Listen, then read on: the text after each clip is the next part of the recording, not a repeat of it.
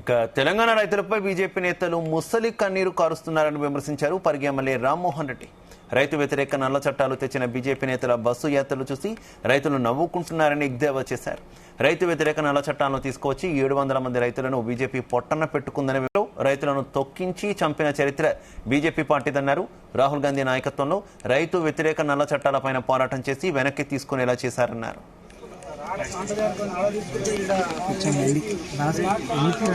ఉమ్మడి రాష్ట్ర చరిత్రలో ఎన్నడూ రానంత పంట ఇప్పుడు తెలంగాణలో వచ్చిందని, కానీ కేంద్రం 52 లక్షల మెట్రిక్ టన్నుల ధాన్యాన్ని మాత్రమే సేకరిస్తోందన్నారు ఎమ్మెల్యే రామ్మోహన్ రెడ్డి.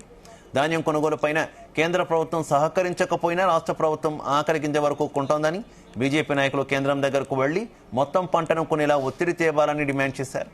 ప్రజలు ఎప్పుడూ రైతు పక్షపాతి, కాంగ్రెస్ ప్రభుత్వం పక్షాన ఉంటారని, బీజేపీ నాయకులను ప్రజలు నమ్మే పరిస్థితి లేదన్నారు.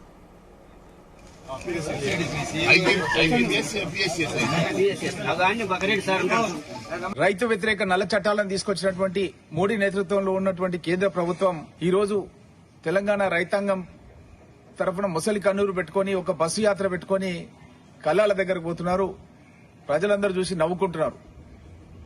మీ ప్రభుత్వం రైతు వ్యతిరేక నల్ల చట్టాలను తీసుకొస్తే రాహుల్ గాంధీ గారు పార్లమెంట్ లో పోరాటం చేసి రైతు వ్యతిరేక నల్ల చట్టాలను వాపస్ తీసుకునే విధంగా కృషి చేయడం జరిగింది.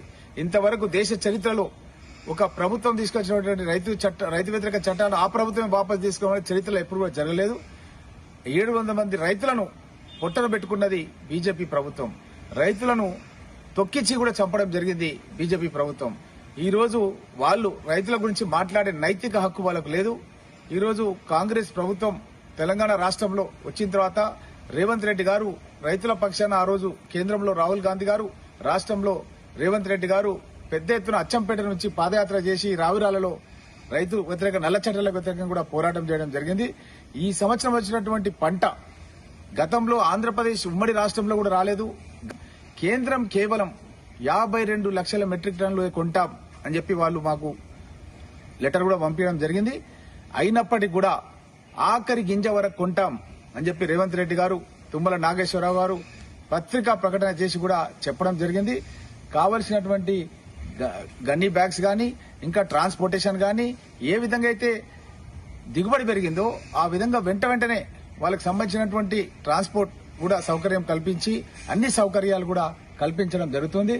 కాబట్టి బీజేపీ నాయకులు నిజంగా వాళ్ళకి చిత్తశుద్ధి ఉంటే ప్రధానమంత్రి మోడీతో మాట్లాడి 1,40,00,000 మెట్రిక్ టన్నులకు మనకు ఈరోజు దిగుబడి అవుతుంది.